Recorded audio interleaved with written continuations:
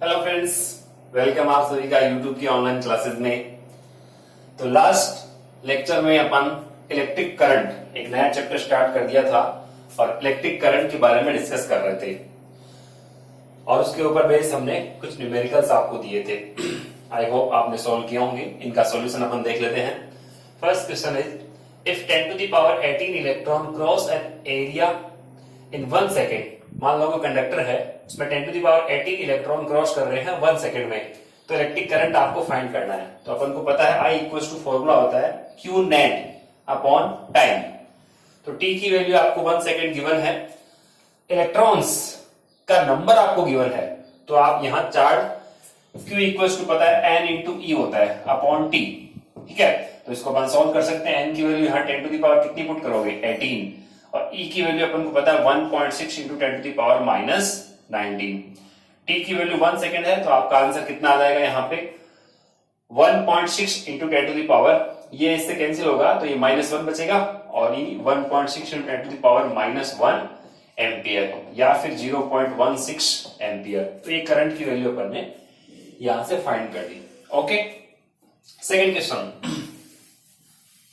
Question charge passing through a cross sectional area. आपको एक conductor में चार्ज पास हो रहा है और चार्ज की वैल्यू जो टाइम पे डिपेंडेंट है। सेकंड नंबर क्वेश्चन अपन लेते हैं। चार्ज की वैल्यू आपको कितनी गिवन है 3t² प्लस 2t प्लस 1।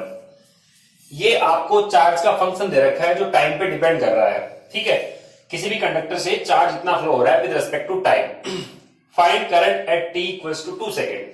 आपको t इक्वल्स टू 2 सेकेंड पे करंट फाइंड करना है। इसका मींस इंस्टेंटेनियस करंट आपसे पूछी गई है। ठीक है, तो आपको फाइंड करना है dq बाय dt। ठीक है, तो dq बाय dt कौन से टाइम के लिए? At time equals to 2 second पे। ठीक है, तो पहले अपन यहां पे dq बाय dt फाइंड करते हैं। तो इसका आप डिफरेंशिएशन कर दो विद रिस्पेक्ट टू टाइम। तो t स्क्वायर का डिफरेंशिएशन होता है 2t, तो ये बन जाएगा 6t प्लस t का differentiation with respect to t 1 होता है, तो ये बन जाएगा 2, और प्लस 1 कांस्टेंट का डिफरेंशिएशन कितना आता है 0। ओके, तो ये हमें यहाँ पे करंट की वैल्यू मिल गई है। अब अपन यहां फाइंड कर रहे हैं at time t equals to 2 second. तो यहां बताओगे कि dq by dt means current की अपन बात कर रहे हैं at t equals to 2 second. तो यहां पे t की जगह 2 पुट कर दो आप। तो जब t की जगह आप 2 पुट करोगे तो 6 इंटू 2 12 है, 12 प्लस 2 14, तो ये 14 एम्पियर आपका आंसर आ जाएगा। ओके, सेकंड क्वेश्चन आपसे क्या बोला गया इसके सेकंड पार्ट में? ये तो फर्स्ट पार्ट था। सेकंड पार्ट में बोला गया find average current for time interval 1 second to 4 second. 1 second से 4 सेकेंड के बीच में कितना करंट फ्लो हुआ, एवरेज करंट आपको फाइंड करना है ये सेकेंड में। तो एवरेज करंट का फॉर्मूला अपन को पता है, क्या होता है delta Q upon delta T। इसको अपन I एवरेज कहते हैं। I average equals to delta Q upon delta T means Q2 minus Q1 upon T2 minus T1। ठीक है, तो पहले आप Q2 Q1 की वैल्यू फाइंड कर लो। तो जब time T1 equals to 1 second है, उस टाइम पे Q1 की वैल्यू कितनी होगी? ठीक है, तो आप यहां time T1 equals to 1 second put करो तो आपको Q1 की वैल्यू मिल जाएगी। तो आप यहां से पता कर सकते हो at time T1 equals to 1 second Q1 equals to, Q1 की वैल्यू कितनी आ रही है? यहां आप 1 पुट करोगे तो 3 प्लस 2 प्लस 1 ये नहीं हो गया 6, सपोज 6 गुलाम है। ठीक है, ये आपका जो यूनिट था यहां पे मान लो गुलाम नहीं है। सेकेंड आगे T2 इक्वल्स टू 4 सेकेंड पर अपन वैल्यू फाइंड करेंगे चार्ज की। तो यहां आप लिखोगे at time T2 equals to 4 second Q2 equals to, आप t की जगह कितना पुट करोगे इस बार 4, तो 4 का स्क्वायर 16 इंटू 3 48। ठीक है, तो यहां ये तो बन गया 48। ठीक है ना, और फिर यहां 4 इंटू 2 8 प्लस 1, तो कितना बन रहा है ये चार्ज? तो ये आप देख सकते हो चार्ज बनेगा 57। तो ये 57 गुलाम यहाँ चार्ज आ गया, 57 गुलाम। ठीक है, इसको मैं यहां से इरेज कर देता हूं। चलिए, अब आपको फाइंड करना है I एवरेज। तो I एवरेज की वैल्यू क्या आएगी? I average equals to Q2 minus Q1, तो 57 माइनस 6 यानी 51 okay, T2 minus T1, T2 minus T1 कितना आएगा 4 माइनस 1, यानी आ जाएगा आपका 3। तो इसमें आप डिवाइड कर दो इसका, तो आप डिवाइड करोगे तो कितना आएगा ये 17 एम्पियर आपका आंसर आ जाएगा। ओके, तो ये दोनों ही पार्ट हमने सॉल्व कर लिए। अब नेक्स्ट क्वेश्चन की ओर मूव करते हैं, जो थर्ड क्वेश्चन था हमारा। आप इनको नोट कर सकते हो वीडियो को पॉज करके। ओके, थर्ड में बोला गया electron move in a circle radius, जिसकी रेडियस आपको गिवन है। जैसे अपन H एटम की बात करें, हाइड्रोजन एटम की बात करें या किसी भी एटम की बात करें, उसमें इलेक्ट्रॉन क्या करते हैं, रिवॉल्व करते हैं आउटर मोस्ट ऑर्बिट में। ठीक है, तो अगर किसी एटम में इलेक्ट्रॉन रिवॉल्व कर रहा है, मान लो ये इलेक्ट्रॉन रिवॉल्व कर रहा है, ठीक है, कांस्टेंट स्पीड के साथ, मान लो ये v स्पीड के साथ है, वो रिवॉल्व कर रहा है। Current associated with this uniform circular motion, कितनी करंट है वो यहां पर होगी, वो अपन को फाइंड करना है। और इसकी रेडियस आपको गिवन है सर्कुलर पाथ की small r, v constant speed है। तो आपको पता है करंट फाइंड करनी है, तो करंट इक्वल टू होता है चार्ज अपॉन टाइम। ठीक है, अगर इलेक्ट्रॉन रिवॉल्व कर रहा है तो इलेक्ट्रॉन पे चार्ज कितना हो गया e, टाइम। अब यहां टाइम इंटरवल की अपन बात करें तो एक साइकिल कंप्लीट करने में ये एक टाइम पीरियड इसका होगा, यानी कैपिटल टी यहां पर लेंगे। और टाइम इक्वल टू फॉर्मूला अपन को पता होता है डिस्टेंस अपॉन वेलोसिटी। ठीक है, या डिस्टेंस अपॉन स्पीड बोल दो बोली। ठीक है, जैसे अपन टाइम का फॉर्मूला अगर देखें तो टाइम टी इक्वल टू होता है कितनी डिस्टेंस इसने ट्रेवल की एक रिवॉल्यूशन के दौरान अपॉन कितनी इसकी स्पीड थी, तो वो v स्पीड थी। ठीक है, तो यहां पे t की जगह आप क्या पुट कर सकते हो, d अपॉन v। तो आप बता सकते हो ये एक साइकिल पूरा करने में कितनी डिस्टेंस ट्रेवल करेगा। यस, तो वो डिस्टेंस आ जाएगी 2 पाई r अपॉन स्पीड। तो यहां से आप लिख सकते हो q की वैल्यू तो e होगी, और t टाइम की जगह आप क्या रख दोगे 2 पाई r अपॉन v, और ये v हो जाएगा आपका ऊपर। तो फाइनल आंसर आपका यही रहेगा ev अपॉन 2 पाई r। आप चाहो तो ये ब्रैकेट में लिख लेना कि ये वाली वैल्यू टाइम के रेस्पेक्ट में ये इतनी होती है। ठीक है, अब अगर आपको रेडियस दे दे कि रेडियस यहां पर इतने एंगस्ट्रम है, 5 एंगस्ट्रम रेडियस, कुछ भी रेडियस आपको दे दे, इसकी स्पीड आपको दे दे, तो आप इस क्वेश्चन को आसानी से सॉल्व कर सकते हो। ठीक है, आई होप आपने सॉल्व किए होंगे, आप इसको नोट करो। ओके स्टूडेंट्स, तो लास्ट लेक्चर में हमने इलेक्ट्रिक करंट के बारे में स्टडी किया था। तो इलेक्ट्रिक करंट को हमने किस फॉर्म में डिफाइन किया था कि net charge passing per unit time through the conductor is called electric current. कितना इलेक्ट्रिक करंट, कितना इलेक्ट्रिक चार्ज है वो पास हो रहा है पर यूनिट टाइम में, उसी को हमने इलेक्ट्रिक करंट I डिफाइन किया था। I equals to Q net upon time. फिर इसके बाद में हमने डिफाइन किया था average current, I average, capital में ले सकते हो आप चाहो तो इसको। I एवरेज इक्वल्स टू क्या आया था इसका formula, delta Q upon delta T। ये पर्टिकुलर कोई टाइम इंटरवल T1 से T2 के बीच में इतना चार्ज है वो फ्लो हो रहा है, तो एवरेज करंट इससे दी जाएगी। फिर इंस्टेंटेनियस करंट का हमने फॉर्मूला देखा था और वो आया था dq अपॉन dt। ठीक है, यानी आप limit delta t tends to 0 कर दो, एक पर्टिकुलर टाइम पर अगर करंट फाइंड करनी है तो इस फॉर्मूले को अपन देखेंगे। ठीक है, इसके बाद हमने स्टडी की थी करंट से जुड़े हुए कुछ इंपॉर्टेंट पॉइंट्स।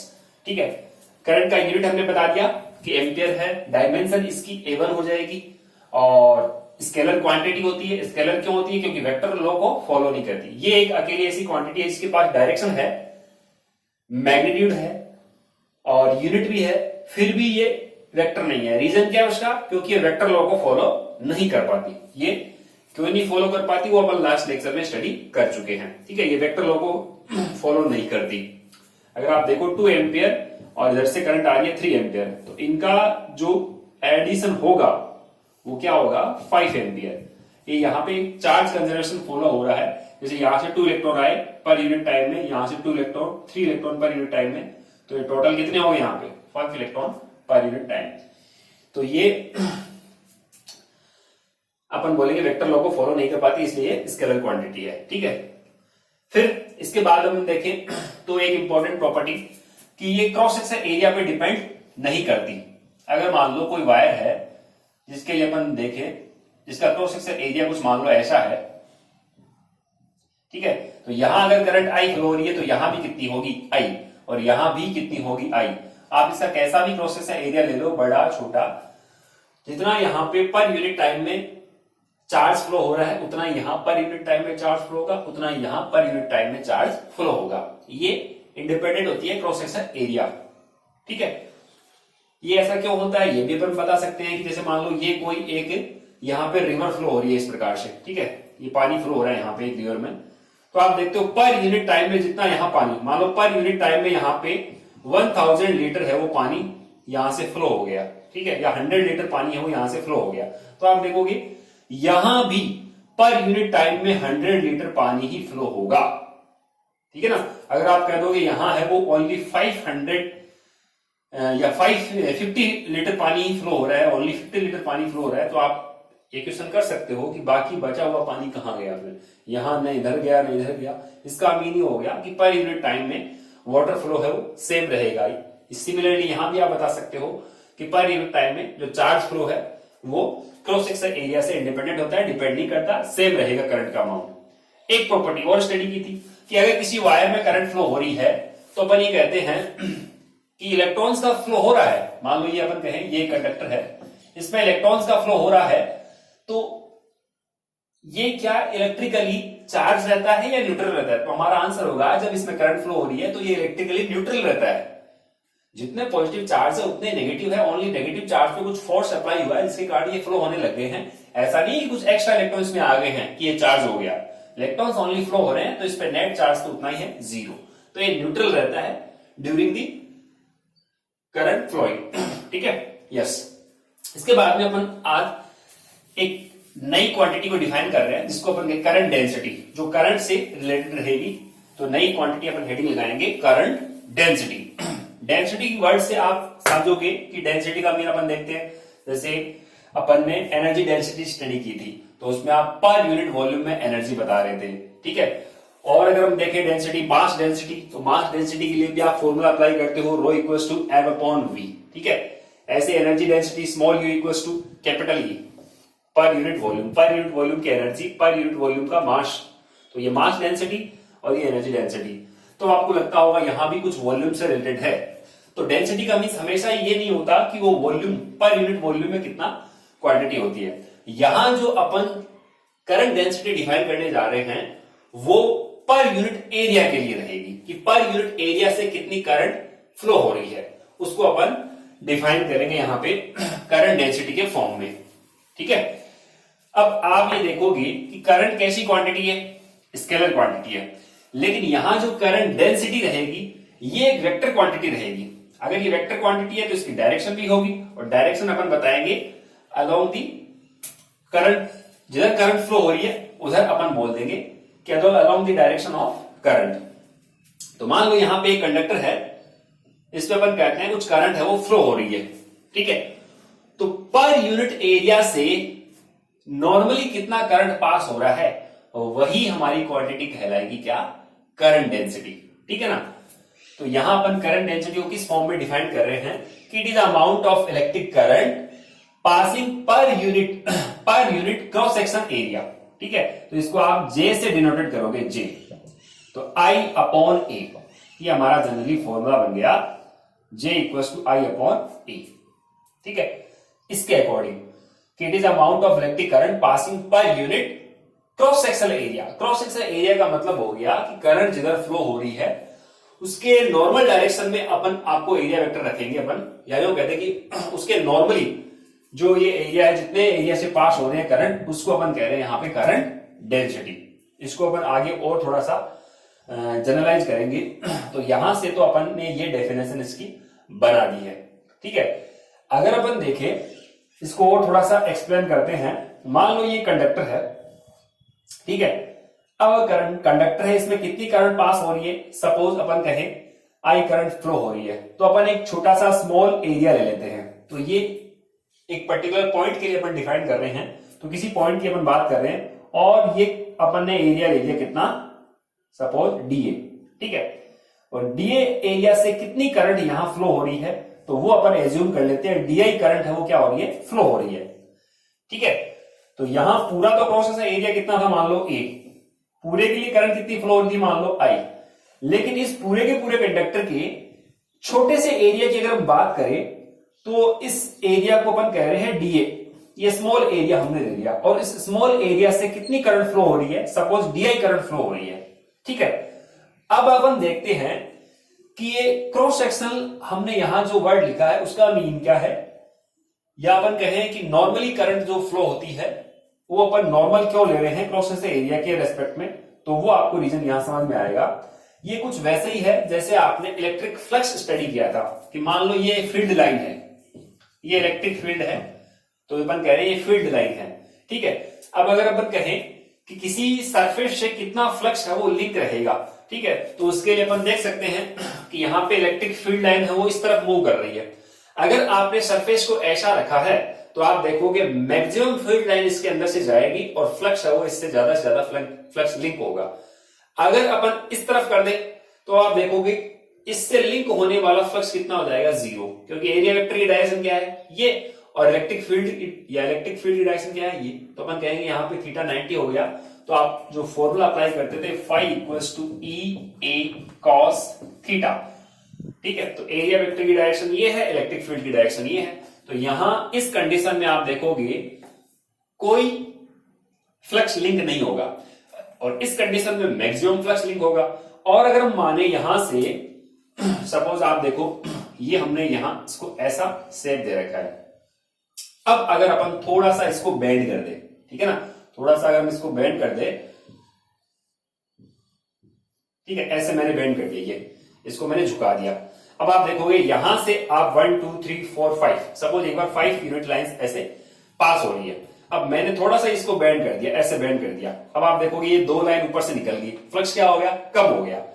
तो अब एरिया वेक्टर की डायरेक्शन कौन सी आ गई, अब ये नीचे की तरफ आ गई एरिया वेक्टर की डायरेक्शन। तो मैंने इलेक्ट्रिक फील्ड के साथ इसको कितना बेंड कर दिया भाई, तो ये है मान लो थीटा एंगल से मैंने इसको बेंड कर दिया, ठीक है। तो फ्लक्स कितना लिंक होगा, तो फ्लक्स की डेफिनेशन अपन वहां से देते थे कि ये नॉर्मली कितना फ्लक्स है, वो नॉर्मली कितनी इलेक्ट्रिक फील्ड लाइन है वो पास हो रही है, ठीक है। तो आप देखोगे ओनली ये 3 लाइन ही पास हो रही है। तो अपन यहां इसके रेस्पेक्ट में ये इसी चीज को अपन देखेंगे यहां पे। अगर मान लो अपन ये कहें कि ये वाला हम थोड़ा सा इसको बेंड कर दे और कितने एंगल पे, मान लेते हैं अपन यहां से फील्ड लाइन है वो ऐसे पास हो रही है, फील्ड लाइन की बजाय इस बार अपन कह रहे हैं चार्ज करंट फ्लो हो रही है, यूं कह दो बोले, ठीक है। अब हमने इसको थोड़ा सा बेंड कर दिया, तो बेंड करते ही ये ऐसी शेप ले लेगा, ठीक है। तो इस बार आप देखोगे एरिया वेक्टर की जो डायरेक्शन रहेगी वो ये रहेगी और ये हमारा डीए एरिया वेक्टर था, ठीक है। और ये अगर हम कहें कि करंट की डायरेक्शन के साथ कितना एंगल बना रहा है, तो सपोज एंगल कितना बना रहा है, ये थीटा एंगल बना रहा है, ठीक है। इसको थोड़ा सा और ऊपर दिखा देते अपन, तो ये आप देख सकते हो कि थीटा एंगल यहां बना रहा है, ठीक है। तो आप ये भी देख सकते हो इसके और इसके बीच का एंगल भी कितना है, मतलब यहां पे पहले ये ऐसे था, अब अपन ने यहां से इसको कितना टर्न कर दिया, ये इतना टर्न कर दिया, तो ये जो एंगल रहेगा, मतलब यहां से अगर इतना टर्न किया है तो ये एंगल भी कितना रहेगा, थीटा, ठीक है। तो थीटा एंगल से अगर आपने बेंड किया है इसको, तो अब कितना करंट फ्लो होगा पर यूनिट एरिया से, वही हमारा क्या कहलाएगा, करंट डेंसिटी, ठीक है। अब अगर आप देखोगे एरिया, तो यहां आप अपन कहते हैं कि अगर इसके नॉर्मल डायरेक्शन की अपन बात करें, क्रॉस सेक्शनल एरिया से कितना करंट पास हुआ है, तो इसका क्रॉस सेक्शनल एरिया लेने के लिए एरिया वेक्टर का आपको एक क्या लेना पड़ेगा, कंपोनेंट लेना पड़ेगा। तो इस एरिया वेक्टर का कंपोनेंट इसकी डायरेक्शन में कितना आएगा, डीए कॉस थीटा, ठीक है। तो डीए कॉस थीटा वो अपन नॉर्मल कंपोनेंट बताएंगे यहां पे। तो ये जो ए था, ये यहां पे क्रॉस सेक्शनल एरिया से कितनी करंट पास होती है, ठीक है। क्रॉस सेक्शनल एरिया का मीन आप ऐसे एक्सप्लेन कर सकते हो कि इसको अपन बोलते हैं ये क्रॉस सेक्शनल एरिया है, ठीक है। अगर इसको अपन तिरछा काट दे, ऐसे काट दे या फिर ऐसे काट दे अपन, ठीक है, तो अगर आप इसको ऐसे काटोगे तो आप ये कहोगे कि नॉर्मली या क्रॉस सेक्शनल एरिया से कितनी करंट पास हो रही है, ओनली इस वाले पार्ट की अपन बात करते हैं, इस वाले पार्ट की, ठीक है ना।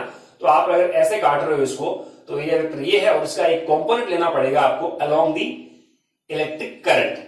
तो यहां पे इसका मैंने कंपोनेंट ले लिया, तो ये कंपोनेंट क्या आएगा, ये आएगा डीए कॉस थीटा, ठीक है।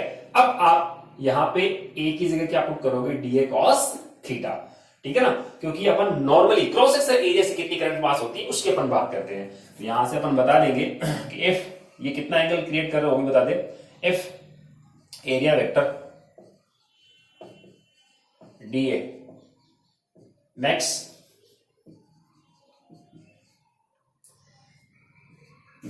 an angle,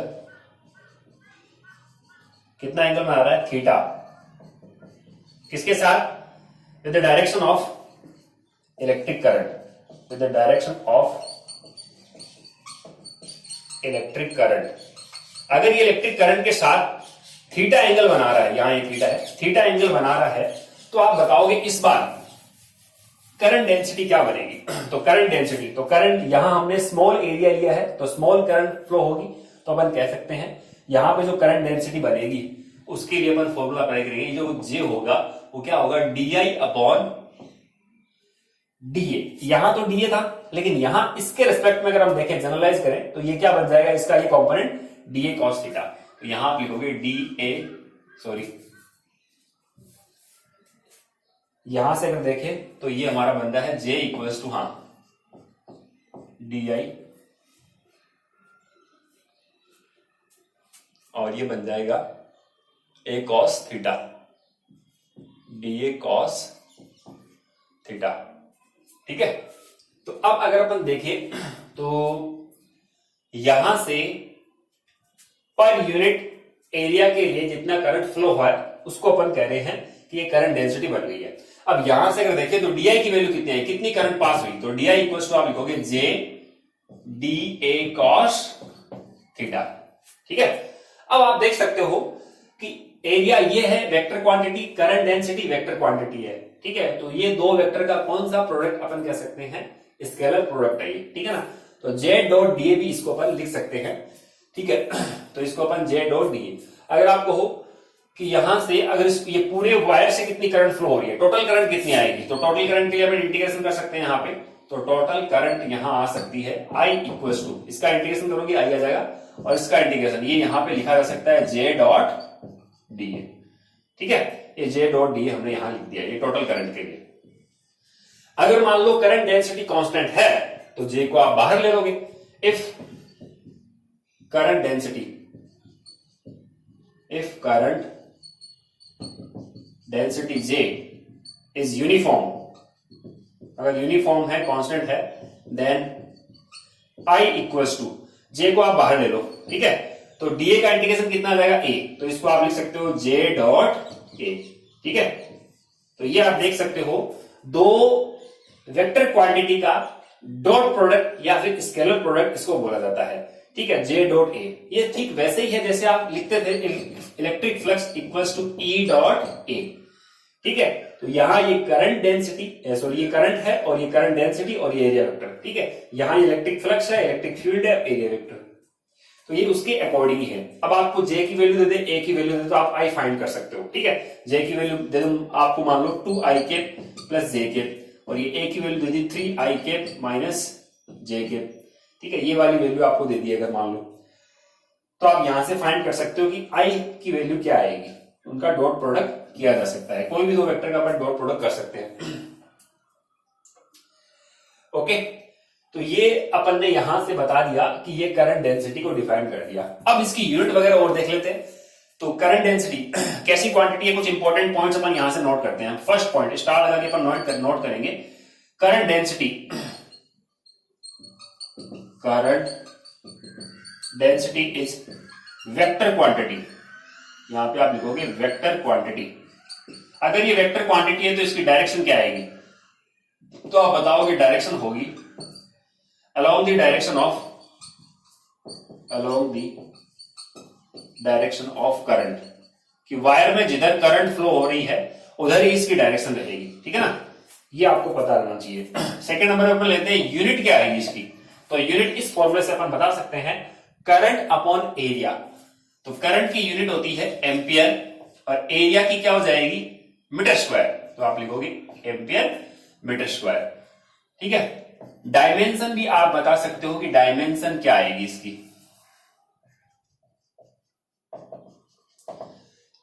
एम्पियर करंट की कितनी होती है A, और यहां लेंथ की L2, तो ये ऊपर जाके -2, तो ये अपन ने यहां पे डायमेंशन भी नोट कर ली है करंट डेंसिटी की।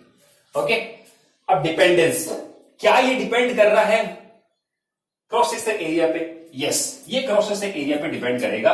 यहां आप लिख सकते हो it depends on cross sectional area. ठीक है, अगर मान लो आपसे पूछे यहां जे की वैल्यू ज्यादा होगी या J1 J2 में से किसकी वैल्यू ज्यादा होगी, ठीक है, तो अपन को ये पता है कि ये यहां J जो है वो A के इनवर्सली प्रोपोर्शनल है। जहां क्रॉस सेक्शनल एरिया ज्यादा रहेगा वहां करंट डेंसिटी कम रहेगी, और जहां क्रॉस सेक्शनल एरिया कम है वहां करंट डेंसिटी ज्यादा रहेगी।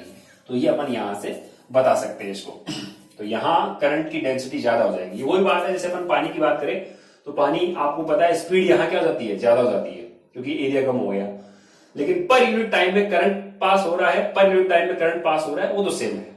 ठीक है, तो यहाँ करंट डेंसिटी डिफरेंट है बट करंट की वैल्यू क्या है, सेम है।